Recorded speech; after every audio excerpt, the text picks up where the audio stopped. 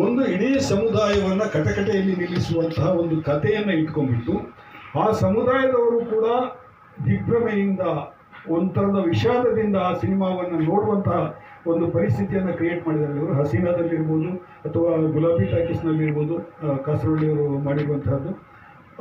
ಅದು ನಿಜಕ್ಕೂ ಬಹಳ ಅದ್ಭುತವಾದಂತಹ ಇಬ್ಬರು ನಿರ್ದೇಶಕರು ನಮ್ಮ ಜೊತೆಗಿದ್ದಾರೆ. ಶೇಷಾದ್ರಿ ಅವರು ಇವತ್ತು ನಮ್ಮ ಕೈಗೆ ಸಿಕ್ಕಿ ಬಿದ್ದಿದ್ದಾರೆ. ಅವರನ್ನು ಸನ್ಮಾನಿಸ್ತಾ ಇದ್ದೀವಿ, ಗೌರವಿಸ್ತಾ ಇದ್ದೀವಿ, ಖುಷಿ ಪಡ್ತಾ ಇದ್ದೀವಿ. ಅವರ ಹೆಸರಿನಲ್ಲಿ 8 ರಾಷ್ಟ್ರ ಪ್ರಶಸ್ತಿಗಳನ್ನು ಗಳಿಸೋದು ಅಂತ ಹೇಳಿದ್ರೆ ಕಡಿಮೆ ಸಾಧನೆಯನ್ನಲ್ಲ ಅದು.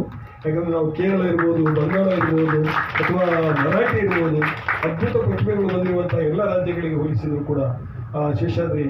ಆದರೆ ಅವ್ರನ್ನ ನೋಡಿದರೆ ಹಂಗೆ ಅನಿಸೋದೇ ಇಲ್ಲ. 8 ಸ್ವರ್ಣ ಪದಕಗಳನ್ನು ಗಳಿಸಿದಂಥ ನಿರ್ದೇಶಕರು ಓಡಾಡುವ ಶೈಲಿನೂ ಇಲ್ಲ. ಅವರು ಈಗ ಕೂಡ ಅಷ್ಟೇ ಸಾಮಾನ್ಯ ಶೇಷಾದ್ರಿಯಾಗಿ ನಾವು ಧಾರಾವಾಹಿಯ ನಿರ್ದೇಶಕರ ಶೇಷಾದ್ರಿಯನ್ನು ಯಾವುದನ್ನು ನೋಡಿದ್ದೀವಿ ನಾವು, ಅದೇ ಥರ ಇದ್ದಾರೆ. ನಿಜಕ್ಕೂ ಕೂಡ ಅದು ಅದ್ಭುತವಾದಂಥ ಸಂಗತಿ. ಇದನ್ನು ಸಂಭ್ರಮಿಸೋಣ 4 ದಿನಗಳ ಕಾಲ ನಾವು ಸೇರಿ. ಶೇಷಾದ್ರಿ ಅವರೇ, ನೀವೇನಾದರೂ ಕೊನೆಯದಾಗಿ ಹೇಳೋದು? ಏನಿಲ್ಲ, ಈ ಸಿನಿಮಾ ಬಹಳ ಒಳ್ಳೆಯ ಮುನ್ನುಡಿಯಾಗಿದೆ ಈ ಉತ್ಸವಕ್ಕೆ ಇವತ್ತು ಅಂತ ಹೇಳಿ ನಾನು ಅನ್ಕೊಂಡು. ಸಿನಿಮಾ ಮುಗಿದ ಮೇಲೆ ಒಬ್ಬರು ಮಿತ್ರರು ಕೇಳ್ತಾ ಇದ್ರು, ಇವತ್ತು ಮುನ್ನುಡಿ ಮಾಡ್ತೀರಾ ಅಂತ. ಇಲ್ಲ ಅಂತ ಹೇಳ್ತೇನೆ. 25 ವರ್ಷದಿಂದ ಪ್ರಾಯಶಃ ಈ ಕಥೆಯನ್ನ ದೃಶ್ಯ ಮಾಧ್ಯಮಕ್ಕೆ ತರೋ ಸಾಧ್ಯತೆ ಇತ್ತು.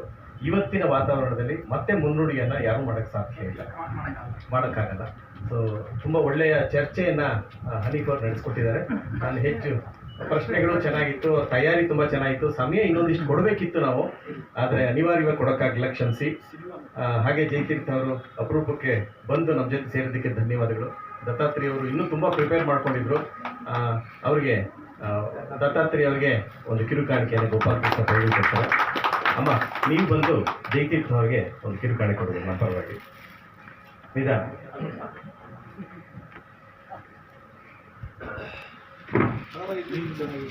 ಹೌದು, ಅವರು ಕೊನೆಯ ದಿವಸ ಬಂದು ಸೇರ್ಕೋತೀನಿ ಅಂತ ಹೇಳಿದ್ದಾರೆ. ಅವ್ರಿಗೇನೋ ಬೇರೆ ಚಿತ್ರೀಕರಣ ಇದ್ದಿದ್ರಿಂದ ತಾರ ಕೂಡ ಬರ್ತಾರೆ. ಜಯತೀರ್ಥ ಅವ್ರಿಗೆ ಗಿರ್ಜಪ್ಪನವ್ರು ಕೊಡ್ತಿದ್ದಾರೆ. ಸೊ ಈ ಥರದ ಕಾರ್ಯಕ್ರಮಗಳಿಗೆ ಗಿರ್ಜವ್ರು ಯಾವಾಗಲೂ ನಮಗೆ ಪ್ರೋತ್ಸಾಹ, ಹಿಂದೆ ನಿಂತಿರ್ತಾರೆ. ಮೊದಲಿಗರಾಗಿ ಬರ್ತೀವಿ. ಧನ್ಯವಾದಗಳು ಸರ್. ಹನೀಫ್ ಒಂದು ಇದು ಕೊಡ್ತೀವಿ. ಗಿರೀಶ್ ಕಾಸರವಳ್ಳಿ ಅವರು ಹನೀಫ್ ಅವ್ರಿಗೆ ಒಂದು ಸಣ್ಣ ಕಿರುಕಾಣಿಕೆಯನ್ನು ಕೊಡ್ತಾರೆ.